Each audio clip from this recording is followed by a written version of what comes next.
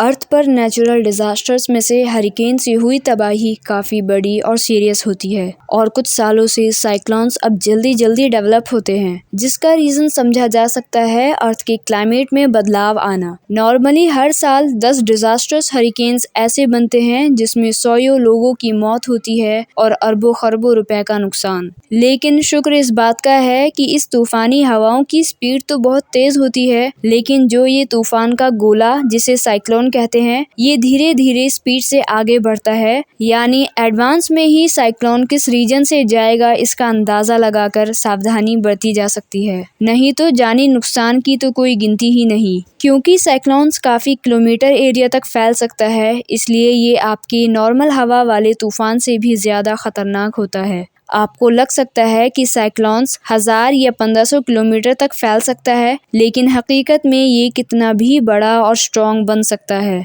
आइए पहले इसका बेसिक्स को समझते हैं कि कैसे ये साइक्लोन्स बनते हैं और कितनी तबाही ये मचा सकते हैं। ये साइक्लोन्स ट्रॉपिकल रीजन में बनते हैं, इसलिए इन्हें ट्रॉपिकल साइक्लोन्स भी कहते हैं। ट्रॉपिकल रीजन का मतलब होता है अर्थ का वो एरिया जहाँ सालों साल गर्म टेम्परेचर रहता है। मतलब अर्थ के इक्वेटर पर जितने भी एरियाज आते हैं उन्हें ट्रॉपिकल रीजन में शामिल करते हैं। दुनिया की 3 जगह पर द अटलांटिक, द पैसिफिक और द इंडियन ओशन में साइक्लोन डेवलप होना स्टार्ट करते हैं। जो साइक्लोन अटलांटिक और नॉर्थ ईस्टर्न पैसिफिक ओशन की तरफ बनते हैं वहाँ इन्हें हरिकेन के नाम से बुलाया जाता है, और जो साइक्लोन इसके अलावा पैसिफिक ओशन और इंडियन ओशन की तरफ बनते हैं वहाँ इन्हें टाइफून के नाम से बुलाते हैं। तो अब आप थोड़ा सा समझ गए होंगे कि ट्रॉपिकल साइक्लोन समुद्र जितनी बड़ी पानी की जगह और गर्म एरिया में डेवलप होना स्टार्ट होता है, जहां गर्मी की वजह से पानी भाप बनकर उड़ता है और बादलों में बन जाता है। ये प्रोसेस इतनी तेजी से होता है इसलिए बादल घूमने लगते हैं और ज्यादा से ज्यादा भाप अपनी तरफ खींचते हैं और ऐसे तूफान उस एरिया में बड़ा होता फैलता जाता है। अब इससे सवाल उठता है कि हरिकेन कितना बड़ा हो सकता है। इसका आंसर छिपा है कि समुद्र से जमीन की तरफ आते वक्त ये कितनी गर्म भाप को अपने अंदर खींचता है। सबसे छोटा साइक्लोन 95 किलोमीटर से भी ज्यादा बड़ा होता है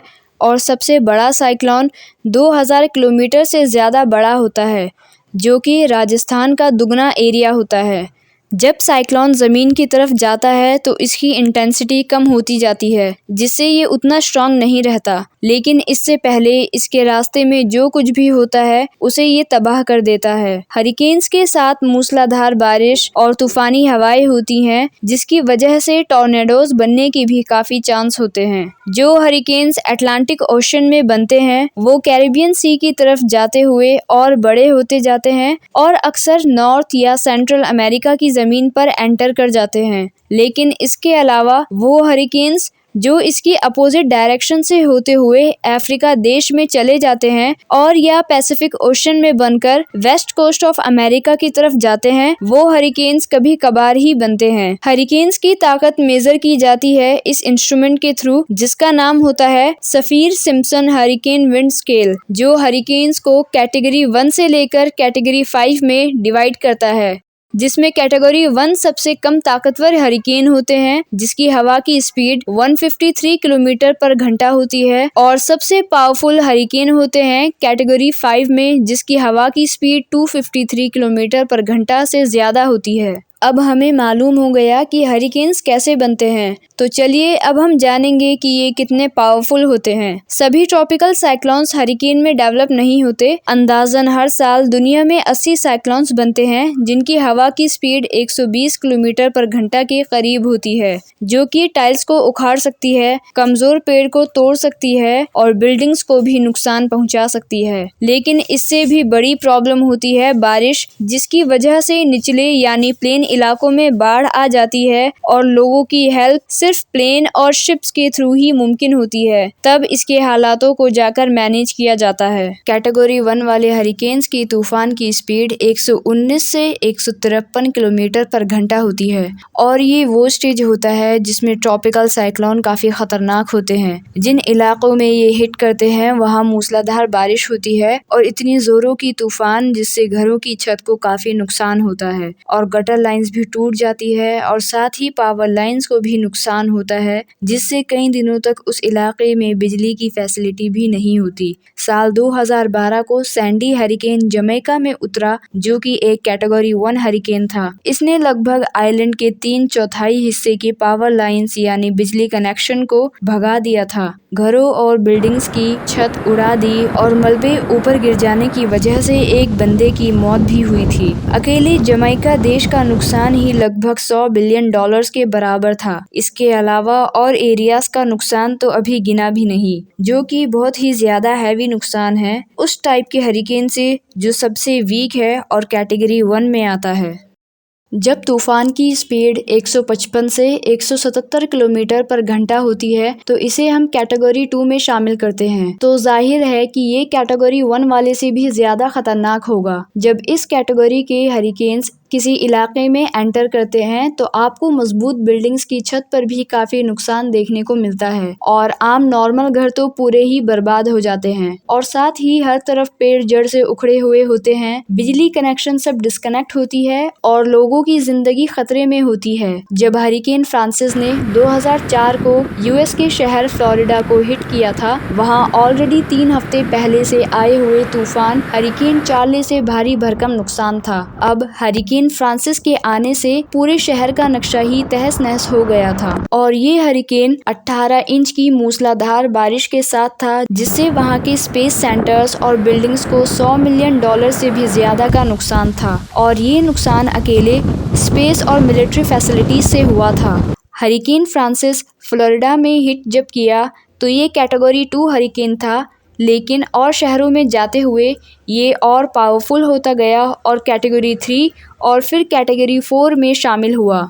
इससे पहले हरिकेन फ्रांसिस और पावरफुल होता और कैटेगरी 3 में शामिल होकर दूसरे शहर की तरफ बढ़ता। ऑलरेडी इससे और जो 3 हफ्ते पहले तूफान आया था हरिकेन चार्ली से, इन दोनों से ही $2 बिलियन से ज्यादा का नुकसान हो चुका था। फ्लोरिडा शहर को हिट करने वाला उस समय का ये सबसे खतरनाक साइक्लोन था, जिसके कई सालों बाद तक भी वहां रिकवरी प्रोसेस लगातार जारी था। अब आते हैं कैटेगरी 3 हरिकेन्स पर। इनकी हवा की स्पीड होती है 179 से 288 किलोमीटर पर घंटा। ये तूफान इतने विशाल और खतरनाक होते हैं कि उस पूरे एरिया को तबाह कर देते हैं। बिजली पानी की सप्लाई टूट जाती है, घरों की छत उड़ जाती है, थोड़ी कम मजबूत बिल्डिंग्स तबाह हो जाती है, जिससे जान को काफी खतरा होता है। हाल ही के खतरनाक तूफान का नाम है हरिकेन कटरीना, जो अगस्त 2005 को यूएस के साउथ ईस्ट में लोकेटेड ल्यूजियाना स्टेट में आया था। ये हरिकेन इतनी तेज मूसलाधार बारिश के साथ था कि वहां का डिफेंस सिस्टम भी इस हरिकेन को नहीं रोक पाया और इसलिए ल्यूजियाना के शहर न्यू ऑरलियंस का 80% एरिया पानी में डूबा हुआ था। इस आपदा में कम से कम 250 लोगों की जान गई थी और सौयों और हजारों लोग बिल्कुल बेघर थे। इस हरिकेन से हुआ नुकसान का असर अभी तक भी देखने को मिलता है। इससे अलर्ट होकर यूएस ने साइक्लोन से बचने के लिए अब और भी मजबूत फेंसिंग शील्ड तैयार कर ली है, क्योंकि भले ही ये कैटेगरी 3 साइक्लोन था, लेकिन आबादी वाले इलाकों में ये काफी तबाही और तहस नहस मचा देता है।